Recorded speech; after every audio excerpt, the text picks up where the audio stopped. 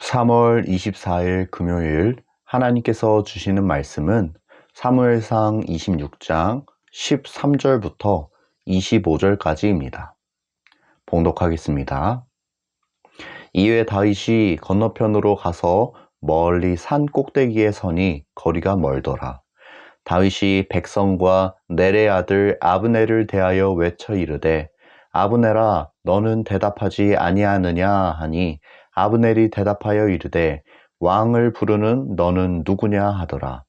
다윗이 아브넬에게 이르되 내가 용사가 아니냐 이스라엘 가운데에 너 같은 자가 누구냐 그러한데 내가 어찌하여 내 주 왕을 보호하지 아니하느냐 백성 가운데 한 사람이 내 주 왕을 죽이려고 들어갔었느니라. 내가 행한 이 일이 옳지 못하도다. 여호와께서 살아계심을 두고 맹세하노니 여호와의 기름 부음 받은 너희 주를 보호하지 아니하였으니 너희는 마땅히 죽을 자이니라. 이제 왕의 창과 왕의 머리 곁에 있던 물병이 어디 있나 보라 하니 사울이 다윗의 음성을 알아듣고 이르되 내 아들 다윗아 이것이 내 음성이냐 하는지라. 다윗이 이르되 내 주 왕이여 내 음성이니이다 하고 또 이르되 내 주는 어찌하여 주의 종을 쫓으시나이까 내가 무엇을 하였으며 내 손에 무슨 악이 있나이까 원하건대 내 주 왕은 이제 종의 말을 들으소서.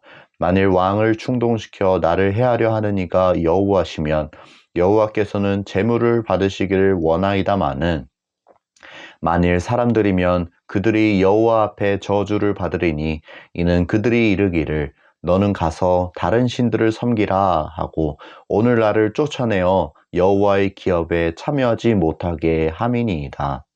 그런즉 청하건대 여호와 앞에서 먼 이곳에서 이제 나의 피가 땅에 흐르지 말게 하옵소서. 이는 산에서 메추라기를 사냥하는 자와 같이 이스라엘 왕이 한 벼룩을 수색하러 나오셨음이니이다. 사울이 이르되 내가 범죄하였도다. 내 아들 다윗아 돌아오라. 내가 오늘 내 생명을 귀하게 여겼은즉 내가 다시는 너를 해하려 하지 아니하리라. 내가 어리석은 일을 하였으니 대단히 잘못되었도다 하는지라. 다윗이 대답하여 이르되 왕은 창을 보소서. 한 소년을 보내어 가져가게 하소서. 여호와께서 사람에게 그의 공의와 신실을 따라 갚으시리니 이는 여호와께서 오늘 왕을 내 손에 넘기셨으되 나는 손을 들어 여호와의 기름 부음을 받은 자 치기를 원하지 아니하였음이니이다. 오늘 왕의 생명을 내가 중히 여긴 것 같이 내 생명을 여호와께서 중히 여기셔서 모든 환난에서 나를 구하여 내시기를 바라나이다 하니라. 사울이 다윗에게 이르되 내 아들 다윗아 내게 복이 있을지로다. 내가 큰 일을 행하겠고 반드시 승리를 얻으리라 하니라. 다윗은 자기 길로 가고 사울은 자기 곳으로 돌아가니라. 다윗은 사울의 진영으로 들어가 사울의 창과 물병을 가져옵니다. 그는 분명 사울을 해칠 수 있었지만 이것은 하나님께서 금하시는 거라 하여 그곳을 조용히 빠져나옵니다. 그리고 다윗은 건너편 멀리 산꼭대기에 서서 사울의 군사령관 아브넬을 부르기 시작합니다. 아브넬아, 내가 대답하지 아니하느냐? 그러자 아브넬이 대답합니다. 왕을 부르는 너는 누구냐? 내가 누구이기에 감히 소리를 쳐서 임금님을 깨우느냐? 다윗이 대답합니다. 네가 용사가 아니냐? 그런데 내가 어찌하여 내 주 왕을 보호하지 아니하느냐? 백성 가운데 한 사람이 내 주 왕을 죽이려고 들어갔었느니라. 여호와의 기름 부음 받은 너희 주를 보호하지 아니하였으니 너희는 마땅히 죽을 자이니라. 이제 왕의 창과 머리 곁에 있던 물병이 어디 있나 보아라. 이를 통해 다윗은 그가 마음만 먹으면 사울을 해칠 수 있었지만 그러지 않았다는 것을 그들에게 알려주었습니다. 아브넬과 함께 이 말을 듣고 있던 사울은 아마 온몸에 소름이 돋았을 것입니다. 내가 아무것도 모른 채 잠자고 있는 동안 나의 생명이 원수의 손에 넘어갔었기 때문입니다. 비록 다윗이 멀리 산꼭대기에 올라 있고 날도 어둑어둑하였지만 사울은 이것이 다윗의 음성임을 곧장 알아내었습니다. 그리고 그는 다윗에게 묻습니다. 내 아들 다윗아, 이것이 내 음성이냐? 그러자 다윗이 대답합니다. 내 주 왕이여, 내 음성이니이다. 그리고 다윗은 이어지는 말을 통해 자신이 겪고 있는 고난과 부당함에 대해 이야기합니다. 그 내용이 18절부터 20절까지 기록되어 있는데 제가 이 부분을 세번역 성경으로 읽어드리도록 하겠습니다. 나의 상전이신 임금님은 어찌하여 이렇게 임금님의 종을 사냥하려 나오셨습니까? 내가 무슨 잘못을 저질렀습니까? 내 손으로 저지른 죄악이 무엇입니까? 나의 상전이신 임금님은 이 종이 하는 말에 귀를 기울여 주시기 바랍니다. 임금님을 충동하여 나를 치도록 시키신 분이 주님이시면 나는 기꺼이 희생제물이 되겠습니다. 그러나 임금님을 충동하여 나를 치도록 시킨 것이 사람이면 그들이 주님에게서 저주를 받기를 바랍니다. 주님께서 유산으로 주신 땅에서 내가 받을 몫을 받지 못하도록 하고 나더러 멀리 떠나가서 다른 신들이나 섬기라고 하면서 나를 쫓아낸 자들이 바로 그들이기 때문입니다. 그러니 이제 주님으로부터 멀리 떨어진 이 이방 땅에서 내가 살해당하지 않게 하여 주시기를 바랍니다. 어찌하여 이스라엘의 임금님이 사냥꾼이 산에서 메추라기를 사냥하듯이 겨우 벼룩 한 마리 같은 나를 찾으러 이렇게 나서셨습니까? 다윗은 만일 주님께서 사울을 충동하여 그를 치게 하신 것이라면 이를 기꺼이 받아들이겠다고까지 말하면서 자신의 무죄함을 강력히 주장하였습니다. 그러자 사울은 다윗에게 자신이 범죄하였음을 인정합니다. 그의 잘못을 순순히 시인합니다. 그는 21절에서 이렇게 이야기했습니다. 내가 범죄하였도다. 내 아들 다윗아 돌아오라. 내가 오늘 내 생명을 귀하게 여겼은즉 내가 다시는 너를 해하려 하지 아니하리라. 내가 어리석은 일을 하였으니 대단히 잘못되었도다. 그러자 다윗은 그런 사울을 향해 마치 엔게디 광야에서 그가 사울을 살려주었던 때와 같이 이렇게 이야기합니다. 여호와께서 사람에게 그의 공의와 신실을 따라 갚으시리니 이는 여호와께서 오늘 왕을 내 손에 넘기셨으되 나는 손을 들어 여호와의 기름 부음 받은 자 치기를 원하지 아니하였음이니이다. 오늘 왕의 생명을 내가 중히 여긴 것 같이 내 생명을 여호와께서 중히 여기셔서 모든 환난에서 나를 구하여 내시기를 바라나이다. 다윗은 하나님만을 온전히 신뢰하며 하나님께 기름 부음 받은 자를 치지 아니하였습니다. 그는 모든 생명의 주권이 하나님께만 있음을 고백하며 주께서 모든 환난 중에서 자신을 구하여 주시기를 간절히 바랐습니다. 사울은 엔게디에 이어 또 한 번 다윗에게 패배하였습니다. 그는 자신의 인간적인 방법을 조금 동원하여 다윗을 해하려 하였지만 하나님께서는 그것을 허락하지 않으셨습니다. 오히려 하나님은 다시 한번 사울은 낮추시고 다윗은 높여주셨습니다. 그런 다윗을 향해 사울이 무엇을 할 수 있을까요? 그는 그저 다윗에게 복을 빌어주는 것밖에 할 수 없었습니다. 오늘 말씀 25절에 보면 사울은 내 아들 다윗아 내게 복이 있을지로다.